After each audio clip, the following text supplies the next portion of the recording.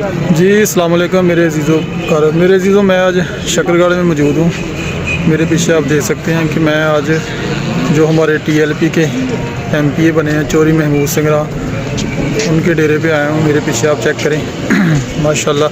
और लोगों की जो मोहब्बत है वो आज तीसरे चौथे रोज़ भी जारी है। लोग आ रहे हैं ढोल ले के मुबारकें देने के लिए। और मैं आज वीडियो में आपको दिखाऊँगा कि किस तरह लोग आ रहे हैं और जो सबका क्या रद्द-ए-अमल है। अस्सलाम वालेकुम मेरे प्यारे अजीज़ों मैं आज एमपीए के डेरे पर मौजूद हूँ जो शकरगढ़ का हमारा होने वाला एमपीए और हो चुका है, ठीक है ना। और ऐलान भी हो चुका है, इंशाल्लाह जल्द ये पंजाब असम्बली का हलफ भी उठाएंगे। तो लोगों की मिलनी शुरू है, ये लोग दोस्त आए हुए हैं मिलने के लिए सब लोग। तो ये एक काफ़िला भी आया मिलने के लिए माशाल्लाह ढोल लेके। तो आप देख लें ये आप देखें।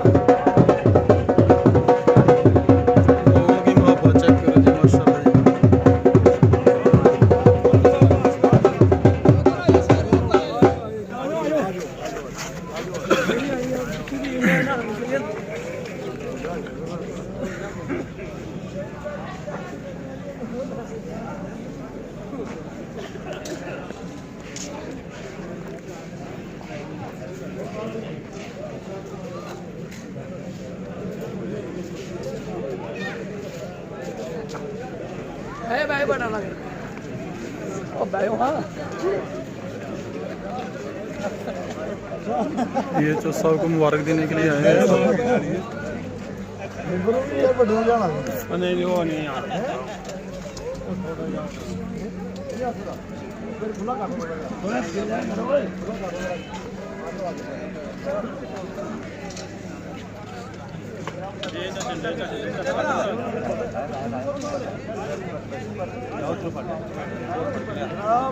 मरहबा मरहबा माशाल्लाह माशाल्लाह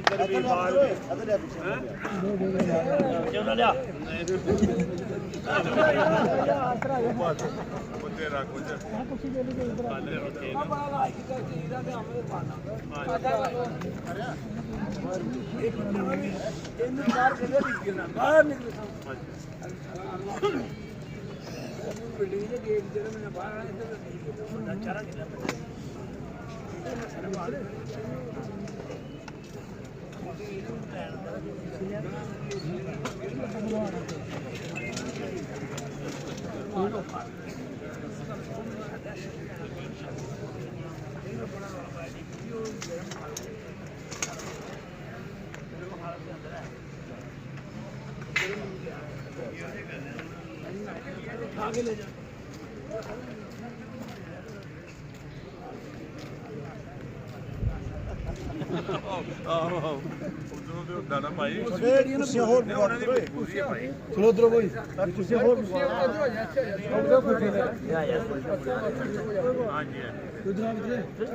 पता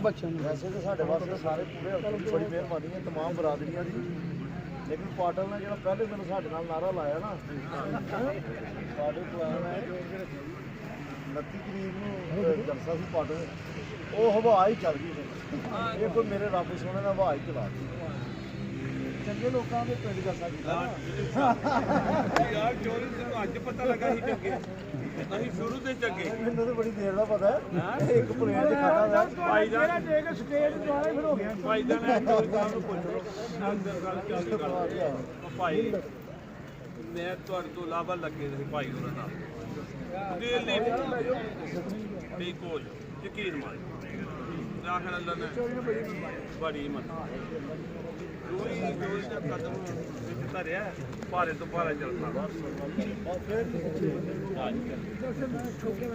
ਇਨਸ਼ਾਅੱਲਾ ਠੀਕ ਹੈ ਕਿ ਹਰ ਵਕਤ ਦੀ ਜਿੱਤੀ ਹੋ ਰਹੀ ਹੈ ਅੱਲਾਹ ਨੂੰ ਜਿਹਨੇ ਮੈਂ ਥੀ ਹੋਰ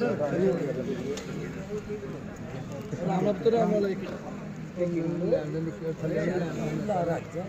ਯਾਰ ਤੁਹਾਨੂੰ ਉਹ ਪਰ ਇਹ ਕੁਰਸੀ ਤੇ ਵਿਚਾਰੇ ਖਾ ਲਿਆ ਕੁਦਰਤ ਦੀ ਵਜ੍ਹਾ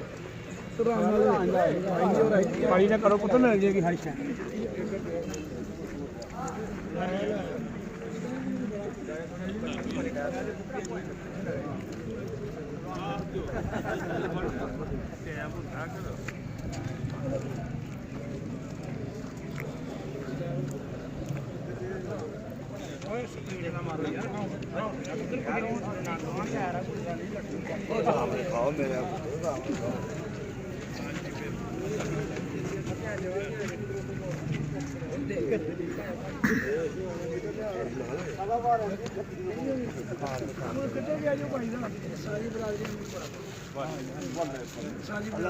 ਇਹਦੇ ਕੋਲ ਸ਼ਾਹਪੁਰ ਕਿੰਨਾ ਵੱਡਾ ਬਿਲਕੁਲ 800 ਵੋਟ ਹੋਇਆ ਜਲਸਾ ਦੇ ਅਸੀਂ ਜਲਸਾ ਜਾਏ ਉਹ ਇੱਥੇ ਜਾ ਸਕਦੇ ਕਮ ਸੇ ਕਮ 3000 ਤੋਂ ਤੇ ਬੰਦਾ ਅਸੀਂ ਸਿਰਫ ਯਕੀਨ ਮੈਂ ਇੱਕ ਵਾਰੀ ਕਿਹਾ ਮੈਂ ਤੁਸੀਂ ਮੱਲੇ ਦੇਖੋ